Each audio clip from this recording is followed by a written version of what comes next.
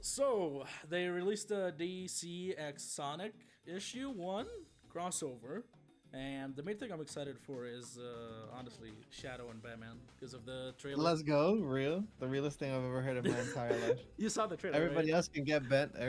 No, I didn't see no trailer. You didn't see Shadow as Batman? No. You're Wait, insane. wow, spoilers is crazy. That's not here. It's not in this issue. Okay. But Unironically, my two worlds colliding. Like 10-year-old me would be like freaking out right now. Very true. Very true. Okay.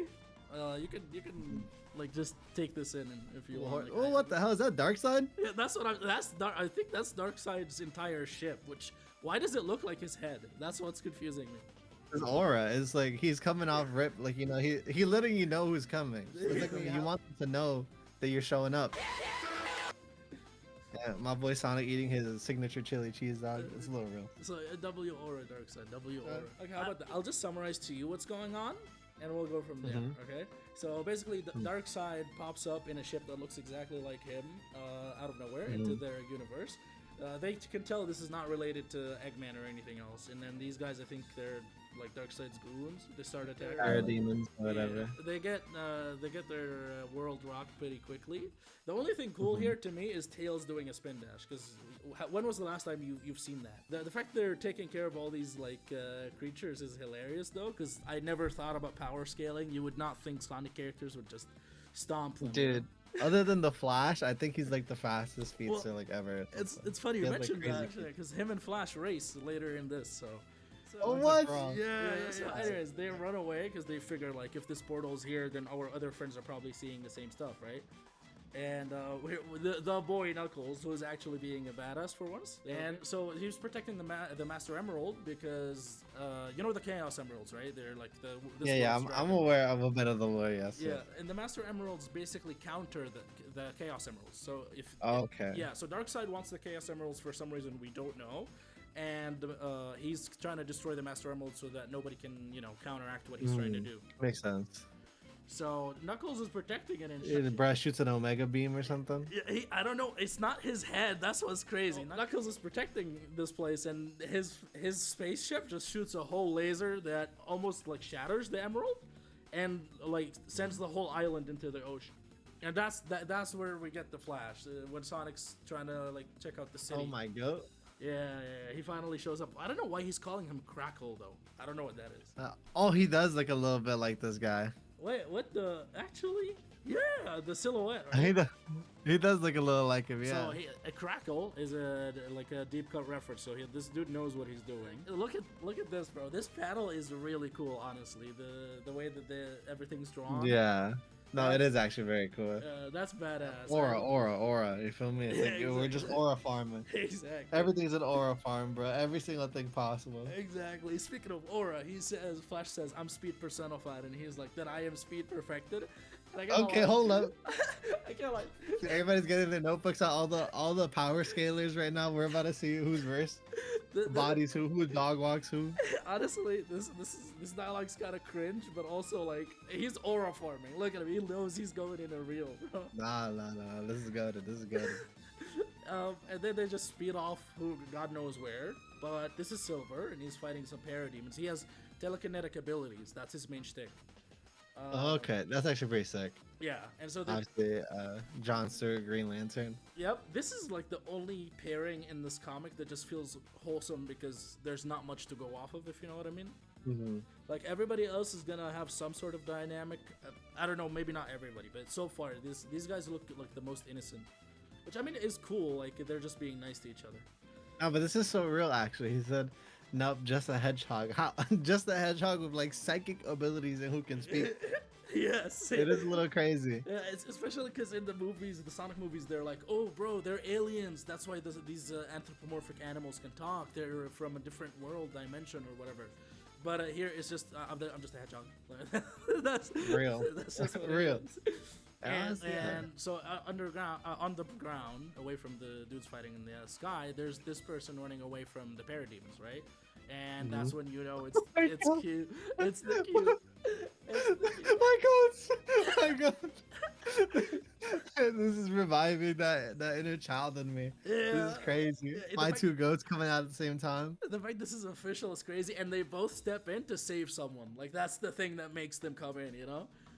Oh That, my God, dude. that's a really cool touch. This is so sick, actually. What? I just remember reading like Batman comics back in the day and like playing Shadow the Hedgehog at the same time, like the video game that came out like 2000, whenever. Five. Oh yeah. man, for a ton of people, this must be like such like a dream come true.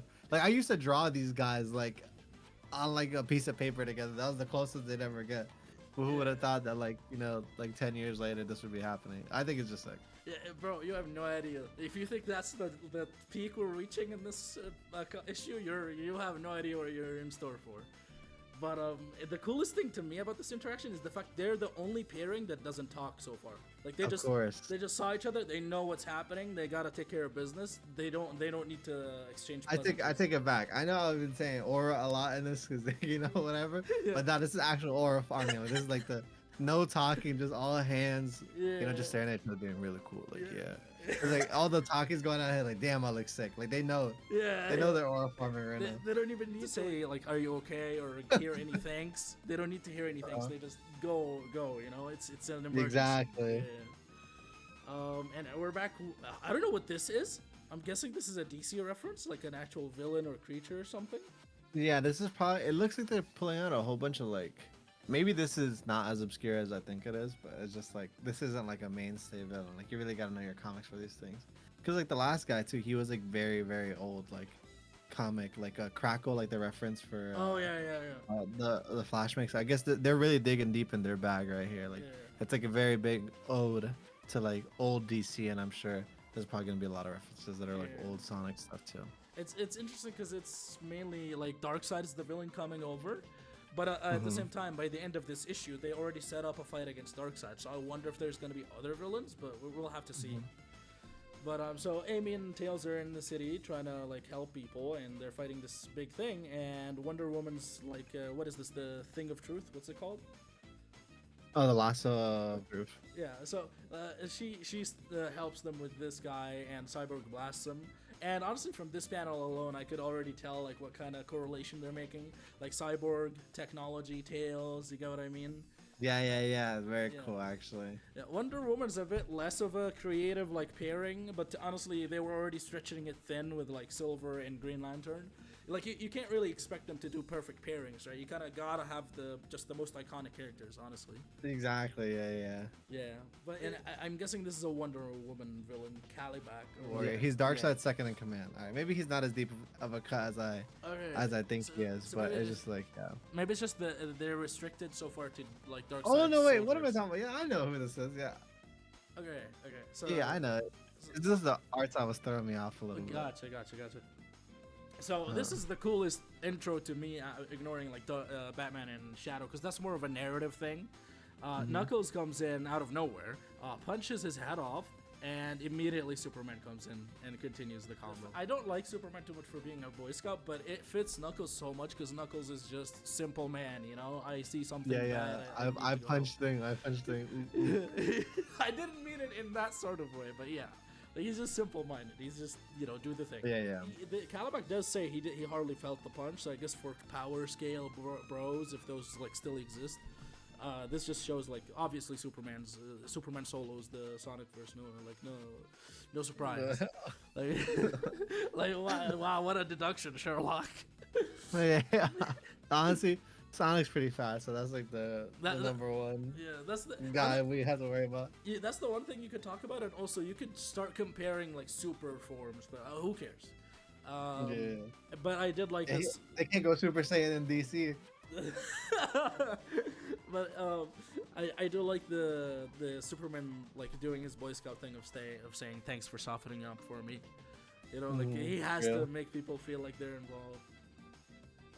But anyways, Knuckles tells them about the island, the Master Emerald shattering and sinking, blah blah blah. And now they have to everybody has to introduce themselves. Flash is very like insistent on being the fastest. I believe when they arrive, like they're arguing about who's faster, how many parademons they killed on the way. That's kind of funny. And yeah, Flash is still yapping even while they're introducing each other. He's like, "I'm the fastest thing alive." And then this guy is like, I'm Sonic the Hedgehog, the real fastest thing alive." And at this point, I'm like, "Bro, get her a room. Like, actually, just get her a room." And then it's kind of simpler because here Sonic like flat out says, "We're not as organized as you guys are. We take life as it comes and help anyone who needs it." This type of dialogue makes it feel like they have a crossover. It's a limited amount of issues. The writer's just trying to get all the setup like out of the way instead of naturally building like a kind of connection of like, who are these guys? He's just like, "Yo, this is who this is. This is who that is." But I do like the ultimate life form. Yeah, I do like that they have to introduce Shadow as the ultimate life form, but they, like Sonic says he's the ultimate life form, which is funny because in Sonic Adventure 2 at the end, Shadow says to Sonic, "You were the ultimate life form all along," as like, you know, like he's a. It was just praising him for being the protagonist, like a good person, you know. But you know, Shadow was like, he woke up from his coma and he was like, "No, I need my aura back." Cyborg does some exposition stuff. They were basically go up a little bit. Yeah, he's looking for an anti-life equation. Typical Darkseid stuff to do. Yeah. That's what they don't know, but they think that he might be doing that. He probably is. But basically, he was doing some dimension hopping, and they like were listening in on him or something, and they came through on their own too. Because they don't know what's he gonna do with the Chaos Emeralds, but obviously he needs them for something. Like, he's gonna use them for something specific. That's what he said earlier too. So they explain with the Chaos Emeralds real quick, and then they're like, "We need to make a plan." And obviously Shadow says, "I don't have time for this." He said, "Batman, of course." The GOAT says, "I'll handle him." And this, I actually need us to read through this. Like, go ahead and read this, man. Batman followed him, and now he's talking. Yeah, I already know where this is going. Yeah, do it. This is so sad. Who was it? The one you couldn't protect. The one you watched die in front of you. What? How would you know? For me, it was my parents. I was too young, too weak to do anything. That pain, that anger, never leaves you. I see it in you too. Her name was Maria. She was gunned down by the military while trying to keep me safe. Me, the ultimate life form. I swore to never let it happen again, to protect the city my parents loved, to protect their world. I will use every advantage at my disposal. That includes the Justice League. You're a valuable asset in stopping Darkseid. Likewise, we'd be valuable to you. I see. You better be worth the trouble. Damn! This is so good. This is literally so good. If anybody would like look at Shadow and immediately understand the trauma and immediately know what's going on, it's Batman. Yeah, this is actually so. I didn't even make this connection actually, but it is very true because they have like a lot of trauma involved, and that's the reason that they do the things they do. Yeah, it is very cool. And why they're so dark and brooding as well. Yeah, it's also why like they're always like in a rush to do the thing, right? Like you have to go do like to save someone, you know. But visually, what I really like about this is Shadow is kind of doing this pose, and like it looks almost like he's like, because of the composition, moving the cape of Batman. So it kind of solidifies them as the same identity for the comic, because I'm guessing he's going to get Batman's outfit later. Maybe the Justice League turns into Pokemon. I don't know. but it is like cool visual storytelling. Very, very cool. And it is. This supports the whole, like, this. They have a limited amount of pages, bro. They're really cramming as much story as they can in the little moments. As much as like Maria was gunned down. Like, what is this, page 6? I don't know what page this is. Yeah, that is true, I guess. It is. It's like, damn. It's like when you say what's up to somebody and they're like, "Oh man, I've had a horrible day." It's like, all right, bro. Like, chill out. Like, you gotta take a little longer with like the exposition. Honestly, like, warm me up a little bit. Yeah, and honestly, I just never thought in my entire life I would hear Shadow say Maria was gunned down. Just putting it in those kind of words. That's crazy. But I'm just to be clear, we're laughing because it is funny, but also like this is good. But it's like, dude, I was, you know. Listen, I'm not laughing at Shadow or his backstory. I have a lot of respect for the character, and not just saying that because of like whatever fan stuff, but no, like actually, this man was legitimately like my favorite character like ever. Like, I had a Shadow like shirts, I had like a Shadow plushie, I had everything. This guy's my go. Like, his story is so sad and so like touching. So it is a very sweet moment that Yeah, yeah. Albeit maybe to some people rush, it's like it's a very like deep, genuine connection that Yeah. can be made between these two characters. It's actually pretty poignant, pretty nice. Yeah, it's very cool. It's just like it is a little bit funny how Shadow says what happened, and then Batman just skips back to his Yeah, story. yeah. Like it's cool. It's cool though. Like it's very. Yeah, cool. I guess it's also probably makes sense because they're trying to keep things a little light, like Yeah. not get super deep, like dark into it. So Especially because it's a crossover comic, and it's gonna have multiple issues. And if it just focuses on if these two have a real conversation, it could be like an issue on its own. You know what I mean? Like yeah, they would like that, overshadow that's everything. like a great story, on its own, But basically, Tails is telling everybody like, we could build something to track the Chaos Emeralds, but like he can't have the tech or whatever specifically to in time. And then Cyborg is like, okay, that I have to see this, and they're gonna both work on something to track the emeralds basically. And the others don't have enough time to just wait for the tracker to be finished, so they're just gonna manually search and follow the forces until they get word from Cyborg and Tails. And because the Justice League has communicators with them, it's an excuse for all of them to pair with one Sonic character each, so that they can communicate. And that's basically why they pair up and split. And yeah, I think it's kind of cool. Like they try to fit in all these like slice of life dialogue between them. Yeah. But, Cyborg Tails is interested in Cyborg's tech, but Cyborg makes a joke like, if you're interested in routing energy through your veins or vital organs or whatever, and then he's like, I'll pass. This is an actual moment I want to highlight, kind of like Batman and Shadow, is when Knuckles says like, your whole world's gone, it remains poison you. That's cruel. He's referring to Kryptonite, I'm guessing. I don't know. And then Superman says, maybe, but I cherish my life on Earth. It makes it all the more important. I keep it safe. And Knuckles says, you're right, Soups. What's cool about this is in basically Sonic Adventure 1, we see the past of the Echidna tribe, where they're extinct, and it's just Knuckles left. And Knuckles has basically grown up in a tribe that's disconnected from everybody else. And by the time that the story takes place, he's the only one left. His tribe's dead, and he has to safeguard the Master Emerald. His life is just focused on guarding the Emerald. It's his duty. So it's kind of a nice parallel. Like Soups doesn't have his world anymore, but he needs to guard his new life, like the Earth he lives on. And Knuckles doesn't have his people anymore, but he has to be a good guy. He has to do his job, right? Even though he's never been to these places before. It's not as direct of a connection as Batman and Shadow, but this is someone who like knows what he's doing, like as a writer. You know what I mean? For sure. Amy and Wonder Woman are kind of just talking about the fact that she can fly, but then she references that she has a invisible jet, and I was just guessing that has to be an old comic like from the 70s or something. No, that's very I think everybody knows about that reference, like that they have invisible jet, but yeah, it's very much like a Justice League TV show type thing. They're like bringing out a bunch of references, yeah. That's cool. Again, okay. Yeah. The goat. Yeah, and no words, by the way. No need for small talk. They're just writing. Exactly. Big W.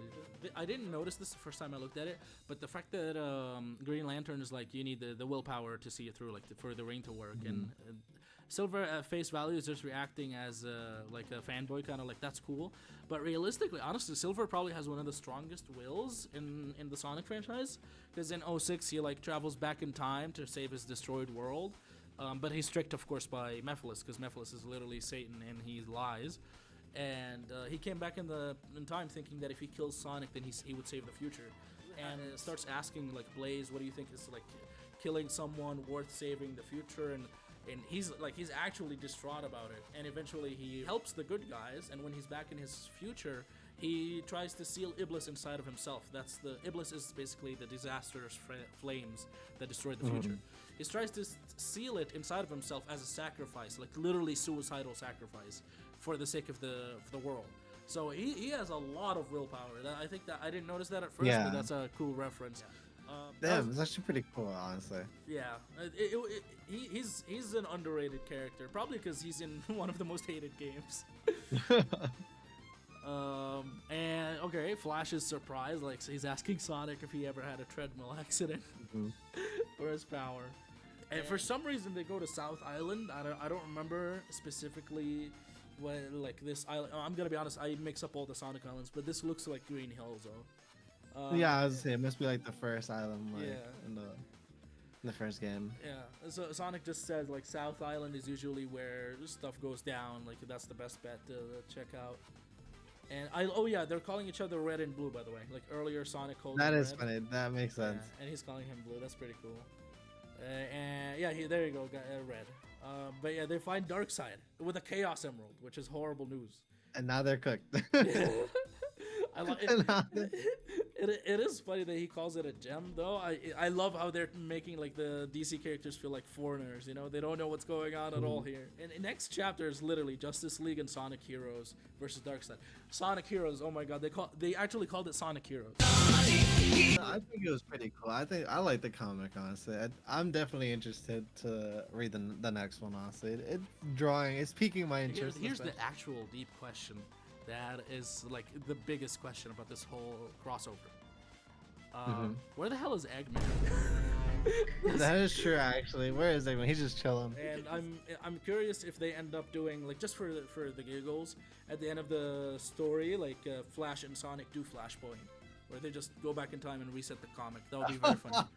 I would. That would actually that would make for a great cutaway gag. You know, like whenever we fix time.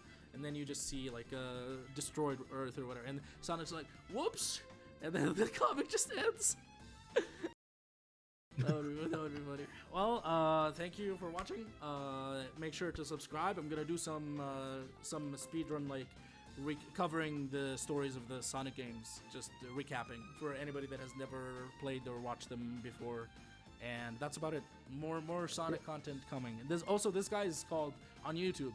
Doa On. I'll put his channel in the YouTube description. I appreciate it. You know, obviously, check me out if you guys want. I do different types of content, just mostly gaming. But also, under this video, whatever suggestions you guys have about improvements or whatever you would really like to see him cover, or comment what your favorite part about this was, what your favorite team up was, what your favorite moment was, what you're looking forward to see. It'll be really exciting to hear from you guys. And that's about it. Peace. Bye.